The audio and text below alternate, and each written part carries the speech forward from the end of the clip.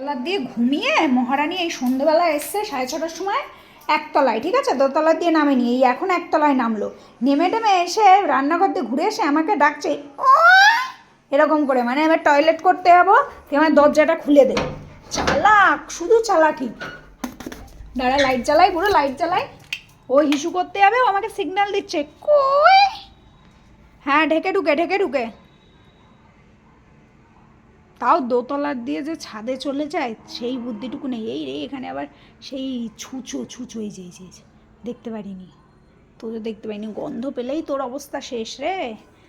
ও পালাচ্ছে যে আমাদের বাঘিনী বেরিয়ে যায়, এই যে ঠিক গন্ধ পেয়ে গেছে। এই যে বাবা এইদিকে ছি, ওটা ধরবে না। কালকে সব ওই ছিন্নি টিন্নি এখানে ফেলেছে, বাড়িতে যারা এসেছিল। হয়ে গেছে তো।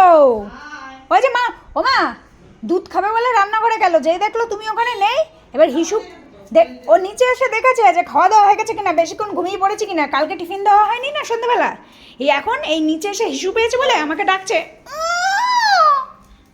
ওরকম ডাকছে। হ্যাঁ খাও, একটু জল খাও, যাও সন্ধ্যা দিয়ে দাও টিফিন, যাও। গপু দাদা খাবে আগে, যাও। মাখি বের করছে। ও মিতি, ওরে বাবা চকলেট মিষ্টি তো, একটু ফ্ল্যাশটা অন করে দেখাই, চকলেট মিষ্টি। হ্যাঁ পাগলটা দেখাও একটু, দেখাও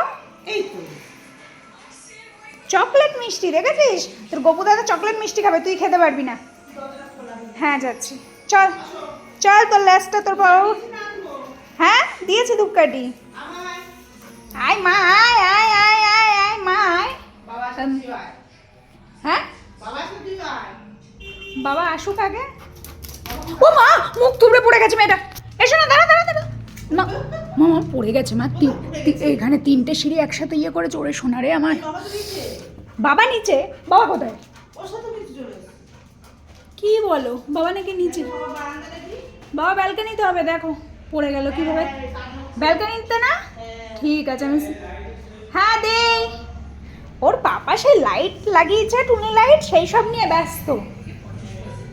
রোজ এই ডিউটিটা করবে টুনি লাইট।